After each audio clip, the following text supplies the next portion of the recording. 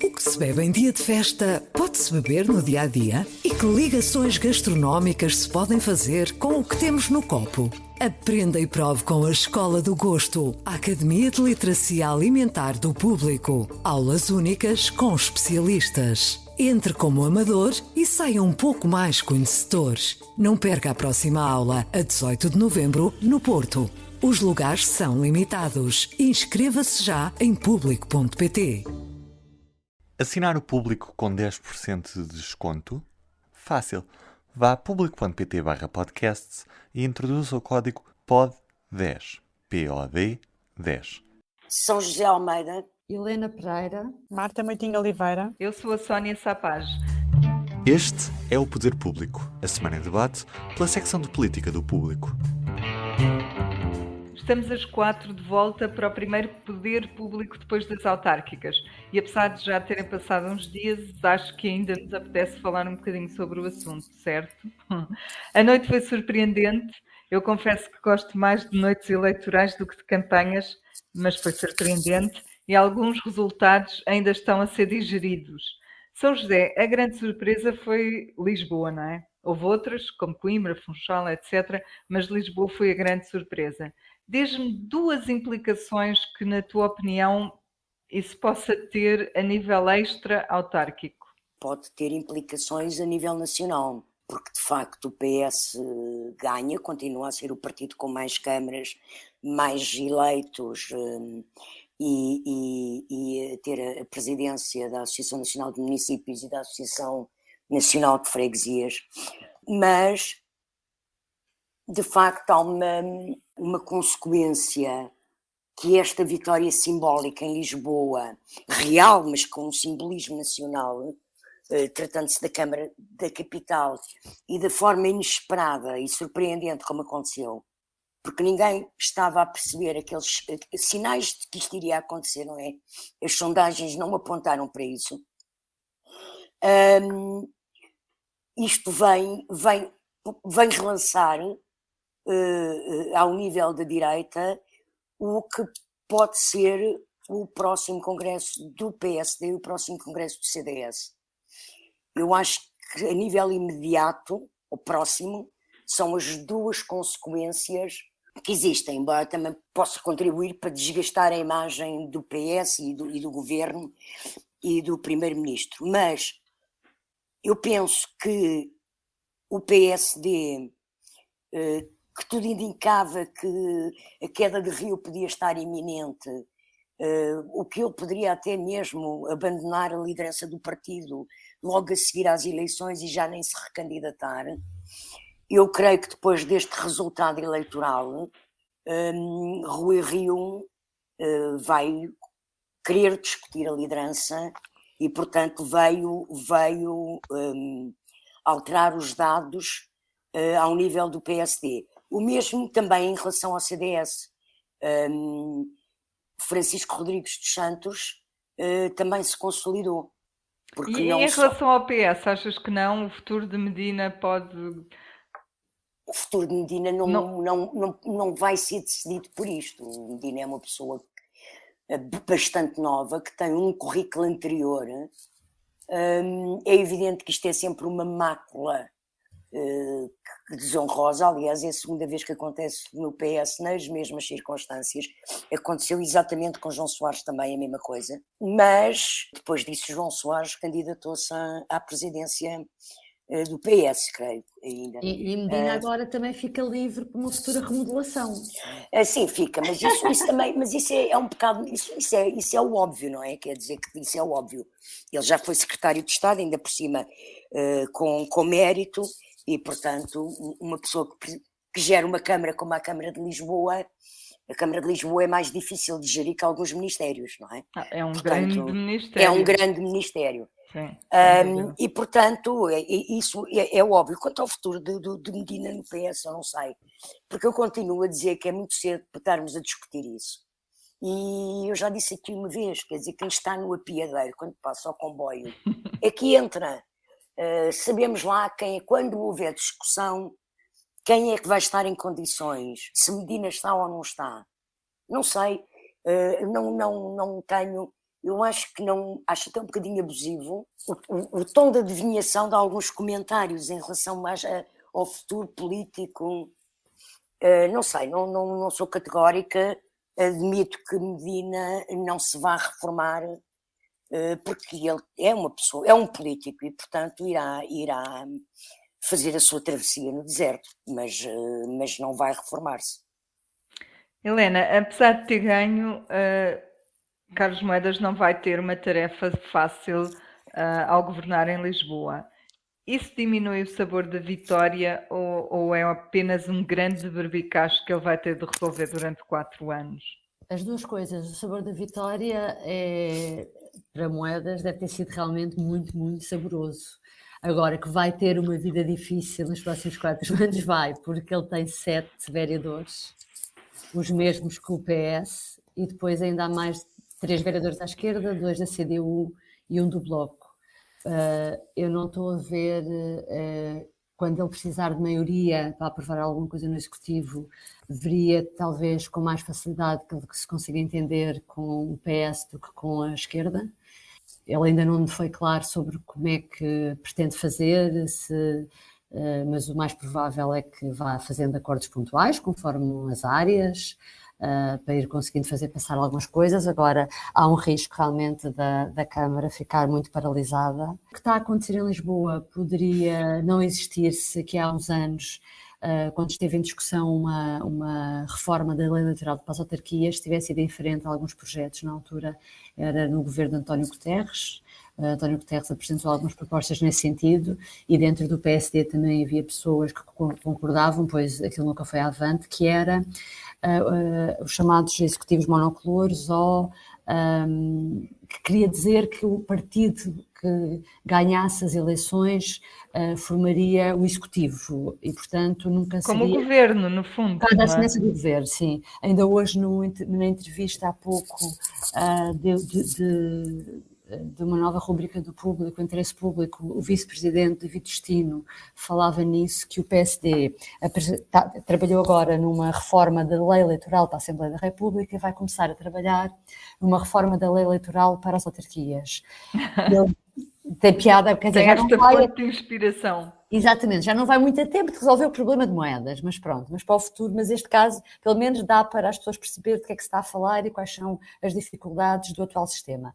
E ele sugere, diz que ainda não sabe como é que vai ser a proposta em definitivo, mas sugere que haja uma votação única, em vez de agora termos um boletim para a Assembleia Municipal e termos um boletim para a Câmara Municipal, votamos só num boletim e depois é o partido mais votado para a Assembleia Municipal que compõe o Executivo, ou seja, indica os vereadores, e a coisa também lá está, aproxima-se mais da votação para a Assembleia da República e permitiria ter mais garantias de estabilidade.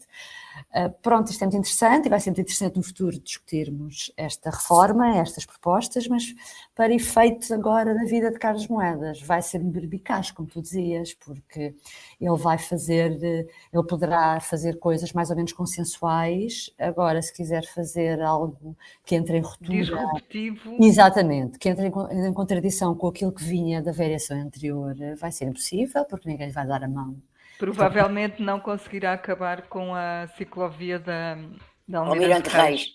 Por exemplo. Até porque ele próprio não tem maioria na Assembleia Municipal, o PSD, portanto não é só a Câmara que fica difícil, é a relação com a Assembleia Municipal. Hoje, na entrevista ao Público e à Renascença, o António Leitão Amaro, que esteve a apoiar a candidatura de Moedas, dizia que não fazia sentido o PS não aprovar coisas como redução de impostos ou passes gratuitos para os netos e para os avós e que, portanto, contavam com todos. Logo veremos. Sim, vamos ver. Marta, uma pergunta para ti dividida em 2. Achas que a vitória de Moedas e a derrota de Medina são partilháveis com mais alguém? Acho que são casos diferentes. Acho que no caso de Moedas não será tão partilhável com, por exemplo, com Rui Rio, porque Rui Rio esteve um bocadinho ausente, digamos assim, da campanha de Moedas. Ele esteve com Moedas apenas num almoço, já muito perto do final da campanha. Não houve um comício, aliás, Rui Rio fez muito poucos comícios, acho que só fez um, se bem me lembro. E, portanto, isso até houve nota disso, os jornais acabaram por dar nota disso, da fraca presença de Rui Rio junto de Carlos Moedas. E é engraçado que nós, no início da campanha, fizemos um texto, a Sofia Rodrigues fez um texto sobre quais eram as expectativas que o PSD tinha de ganhar e perder câmaras nas eleições, e a de Lisboa não estava lá. E Rui Rio acaba a campanha a dizer que tem um feeling que Moedas vai ganhar.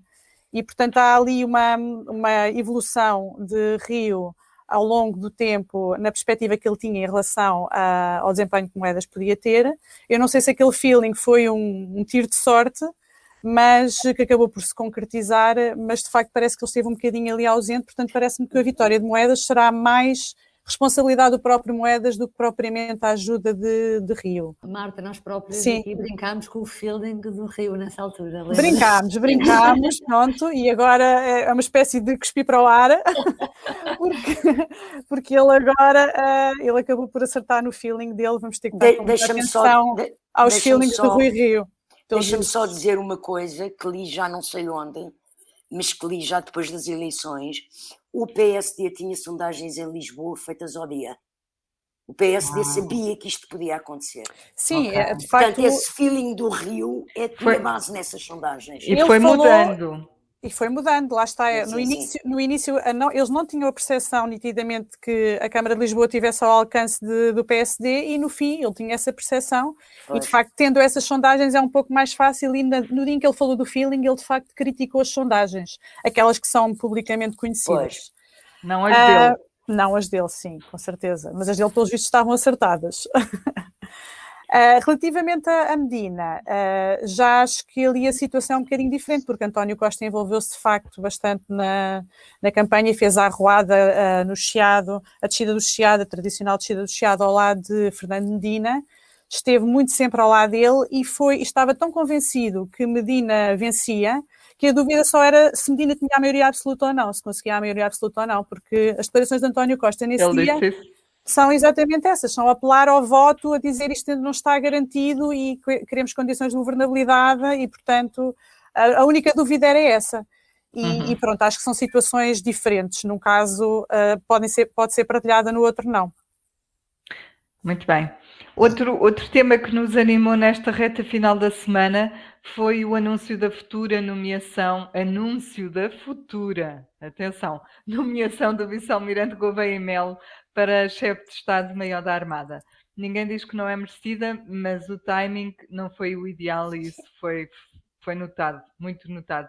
Helena, porque és a pessoa que tratou do assunto, começo por ti, e mais do que uma opinião, o que eu gostava era que tu nos resumisses e desconstruísses esta história para percebermos melhor, no fundo. Sim, esta é uma história um bocadinho complexa e vou tentar resumir isto em 3 facetas, em 3 ângulos. Por um lado, o governo já há algum tempo que não se dava bem com o chefe de Estado-Maior da Armada. E porquê? Porque houve uma reforma da orgânica das Forças Armadas, os vários chefes militares foram contra e o da Armada foi um dos mais veementes nessas críticas. Foram ouvidos, fizeram um documento, mandaram para o governo, o governo refez a versão inicial, aquilo andou para trás e para a frente, demorou algum tempo, mas mesmo assim a versão final que tira poderes aos chefes militares para os dar aos chefes de Estado-Maior-General das Forças Armadas, continuava a não agradar a cada um dos chefes e Almirante Mendes Calado, foi muito duro quando foi ouvido à porta fechada na Comissão Parlamentar de Defesa a criticar o governo.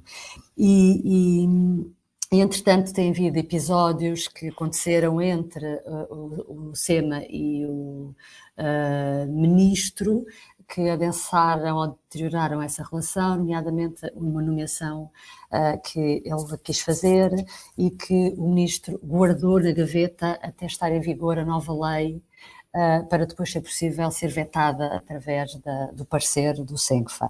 Portanto, havia aqui, por um lado, numa linguagem assim mais corriqueira, o governo estava farto do Almirante Mendes Calado. E, por outro lado, já tinha havido a conversa entre o Governo e o Presidente da República, que é quem nomeia, sob proposta do Governo, que o sucessor seria o Almirante Gouveia Melo, que nós tão bem conhecemos, que o país tão bem conhece, da campanha da vacinação anti-Covid.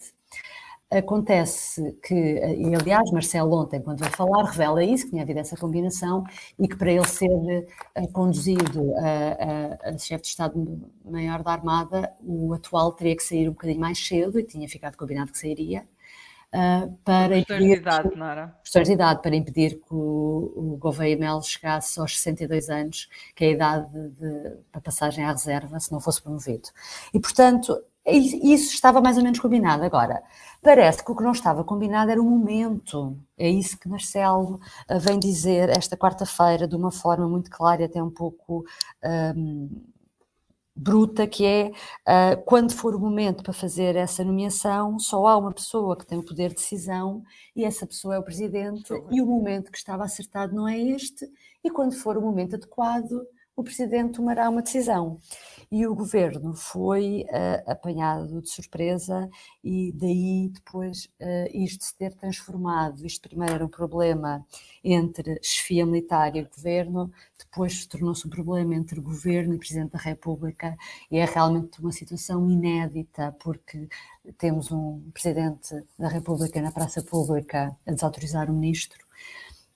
E o que aconteceu foi que houve essa reunião e Mendes Calado vai continuar em funções, e temos um problema que é como é que é possível agora haver uma relação de trabalho minimamente leal, coerente, quando se sabe que há um chefe militar que despacha com um governo, com um ministro, com um primeiro-ministro, que já não confia nele e que não o quer à frente de um ramo militar. Mas é isso que vai acontecer agora durante vários meses. E também não sabemos quantos, porque foi uma coisa que não saiu da reunião de ontem. Exatamente. Não sabemos qual é o timing desejado.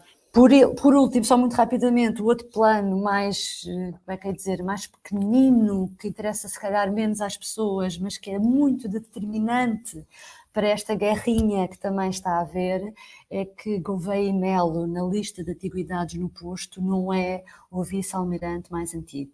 Os mais antigos, um deles é o chefe da Casa Militar do Presidente da República e outro é o atual vice-SEMA. E, portanto, dentro do Conselho do Almirantado não há um consenso, ou seja, as pessoas também estavam divididas sobre esta preferência manifesta do Governo em relação a Gouveia Melo. Portanto, mas o que ressalta disto é que se transformou realmente na maior crise institucional entre o Governo e o Presidente da República. Porque... Provavelmente aí o Governo terá o país com ele, não é? Porque o vice-almirante acabou por ser uma personalidade que teve muito apoio popular, manifestações de apoio, também houve negacionistas que se manifestaram contra ele.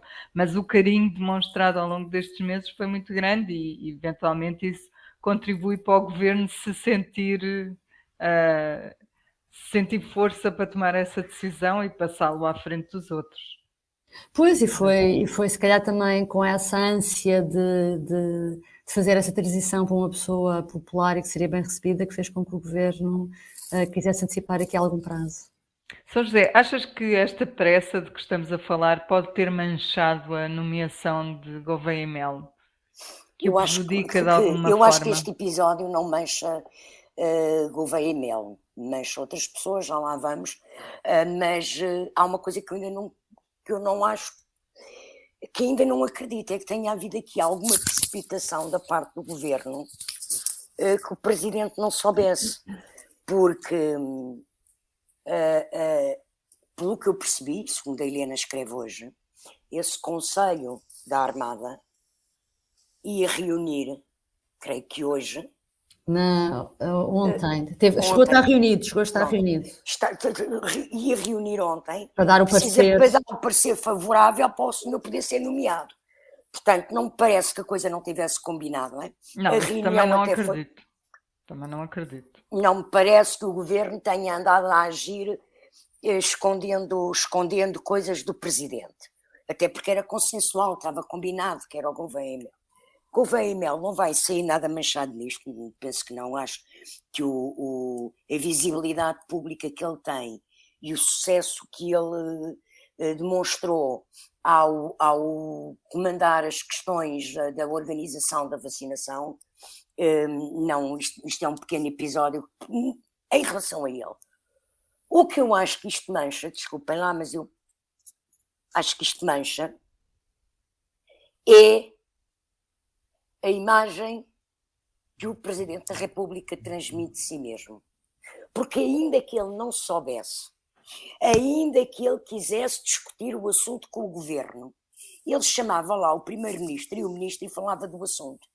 Eu não consigo perceber que um Presidente da República venha usar microfones de jornalistas à porta de uma cerimónia a que ele vai ainda por cima sobre outro assunto, não é? Que era uma coisa na casa do artista, para fazer uma declaração de guerra ao governo destas, não é? E a dizer eu é que decido, eu é que tenho o poder máximo. Ele não tem o poder máximo, ele nomeia, mas o governo é que escolhe. Portanto, não há aqui poderes absolutos do presidente para coisa nenhuma. E acho inacreditável esta utilização de microfones de jornalistas para abrir uma guerra contra o governo, em vez de falar claramente sobre o assunto, cara a cara com o Primeiro-Ministro, numa reunião privada entre os dois. Claramente ele fez o que quis fazer, não é? E assumiu que havia acordo, mas que havia um desacordo em relação ao timing. Mas aproveitando precisamente o que está a dizer a São José, Marta, achas que haverá aqui mais um desencontro entre Governo e Presidente, que no fundo é o Comandante Supremo das Forças Armadas, ou é só um erro de percepção, como o próprio Marcelo Rebelo de Sousa disse ontem quando comentou o caso? As informações que foram sendo publicadas sobre isto, tanto por nós como por outros órgãos, dão um bocadinho a entender que, na substância, as coisas estavam mais ou menos acertadas entre as duas partes. Ou seja, não havia um desacordo e um desentendimento entre o que fazer. Que terá sido, de facto, uma questão de timing e da forma como as coisas foram apresentadas. E nós sabemos que, em política, isso é muito importante. A questão a forma como as coisas são comunicadas, as decisões são comunicadas e o timing que é escolhido para isso é bastante relevante. E, portanto, a ideia que dá até agora é que será só isso, mas nós ainda não temos todos os lados da história, não é? Porque, como a São José estava a dizer, o lado e a leitura que o Presidente faz do que se passou foi dita pelo próprio ontem, mas falta-nos perceber exatamente como é que o Governo viu isto e o que é que interpretação é que faz do que se passou. Portanto, ainda falta um bocadinho da história para conseguirmos perceber isto. Sim, e até como é que fica a relação de João Gomes Cravinho e a força de João Gomes Cravinho perante uma questão destas. Sim, exatamente. E isto também revela uma coisa que é engraçada, que ontem, quando o Presidente da República falou ao final da manhã, a expressão que ele utilizou era mesmo essa, uma questão de percepção. E isto começa quase um bocadinho a fazer história, porque sempre que existem questões em que se percebe que há um desentendimento entre duas partes nos meios políticos, em que cada um entendeu uma coisa e, portanto, passou cá para fora uma ideia errada, utiliza-se muito esta questão que nasceu ainda quando Mário Centeno era Ministro das Finanças e que houve aquela grande polémica sobre a nomeação de António Domingos para a Caixa Geral de Depósitos. E foi Mário Centeno que utilizou a expressão de erro de percepção mútua, explicando que ele e António Domingos tinham entendido coisas diferentes sobre um assunto, que tinha a ver com a entrega das declarações de rendimento do António Domingos no Tribunal Constitucional, e, portanto, a partir dali nasceu um erro de percepção mútua que acabou por inquinar todo aquele problema, e no caso em questão acabou com António Domingos acabou por não ficar como Presidente da Caixa Geral de Depósitos. Não sabemos exatamente onde é que estes problemas de percepção depois acabam, vamos ver como é que este termina. Temos que fazer um dicionário assim das expressões políticas, o erro de percepção mútua, o pântano, coisas assim. Exato. Que a gente identifica logo como marcos políticos. Sim. Até a própria geringonça, não é? Foi exatamente. Totalmente política. Bom, encerramos o nosso Poder Público com o público e notório da semana. O meu está escolhido, é um número, 29. Temos agora 29 mulheres a presidir câmaras municipais, menos 4 do que no último mandato. Não é um número bom, mas acho que vale a pena registá-lo. Então, José, queres dizer-nos o teu? O meu número é também relacionado com os eleitos e, portanto, o público hoje traz uma notícia que dos 308 presidentes da Câmara eleitos, 122 vão entrar no seu terceiro mandato, ou seja, cerca de 40% dos atuais presidentes da Câmara não vão poder recandidatar-se em 2025, o que é um dado que mostra como a renovação autárquica em 2025 vai ser, ou tem todas as condições para ser, bastante grande, porque mesmo que não mudem os partidos, terão que mudar os cabeças de lista, não é? Porque estes 122 atuais presidentes de Câmara, em fim de mandato, não se podem recandidatar mais. Isso torna logo as eleições mais... Pelo menos à mesma Câmara. Pelo menos à mesma Câmara. Sim, isso torna logo as eleições mais interessantes. Helena, e tu? Eu escolhi uma frase que também tem a ver com a noite eleitoral das autárquicas, em que há um vencedor de uma Câmara Municipal que diz: a vida é assim, é cair e levantar, é essa a mensagem. E quem falou assim foi Pedro Santana Lopes, muitas vezes descrito como um cadáver político, um homem que já foi líder do PSD, já foi Presidente da Câmara de Lisboa e Primeiro-Ministro, Presidente da Câmara de Lisboa e da Figueira da Foz, criou um partido que não correu bem, o Aliança, sai do partido, tenta concorrer com o apoio do PSD, com o rejeito em todas as câmaras do país, concorre sozinho como independente à Figueira da Foz e realmente conseguiu ganhar. E pronto, acho que a frase é bonita e é o público notório. Só podia haver uma pessoa a dizer essa frase, não é? Exatamente, acho que sim, acho que sim. E Marta, tu, para encerrar? Eu escolhi a frase do João Rendeiro, o ex-presidente do BPP, que esta semana soubemos que ele está ausente do país e, portanto, à partida não irá estar presente naquela audiência que ele tinha no tribunal esta sexta-feira. E nós sabemos, a frase dele é que, explicando que estava fora e que isso foi feito como um ato de legítima defesa. Isto é interessante porque nós sabemos disto através do blog dele, um blog que ele alimenta há bastantes anos e que ele aproveita para se defender dos processos em que ele está envolvido, que tem a ver com fraude fiscal e fuga de capitais e branqueamento de capitais, esse tipo de questões. O blog chama-se Arma Crítica, portanto isto é tudo uma linguagem bastante bélica, ele está à defesa e umas vezes ao ataque, com certeza. E isto faz-me lembrar um bocadinho, no final nós estamos a falar de um ex-banqueiro, no final da comissão de inquérito ao Novo Banco, a última pessoa a ser ouvida foi Paulo Macedo, o presidente da Caixa Geral de Depósitos. E há uma frase muito interessante que Paulo Macedo diz lá, que vai ser preciso muitos anos para a banca se livrar desta, eu não me lembro exatamente da expressão que ele usou, mas era para se livrar desta nuvem negra que existe sobre a banca. E o que este comportamento de João Rendeiro mostra é que vai ser muito difícil que isso aconteça, porque com notícias destas a banca não se livra da má imagem que teve nos últimos anos, por mais contas acertadas que possa vir a apresentar. Terminamos por aqui, voltamos para a semana, até breve. Até para a semana. O público fica no ouvido. Ew, gotta get rid of this old Backstreet Boys t-shirt. Tell me why. Because it stinks, boys. Tell me why. I've washed it so many times, but the odor won't come out. Tell me why. No, you tell me why I can't get rid of this odor. Have you tried Downy Rinse and Refresh? It doesn't just cover up odors, it helps remove them. Wow, it worked, guys. Yeah. Downy Rinse and Refresh removes more odor in one wash than the leading value detergent in 3 washes. Find it wherever you buy laundry products.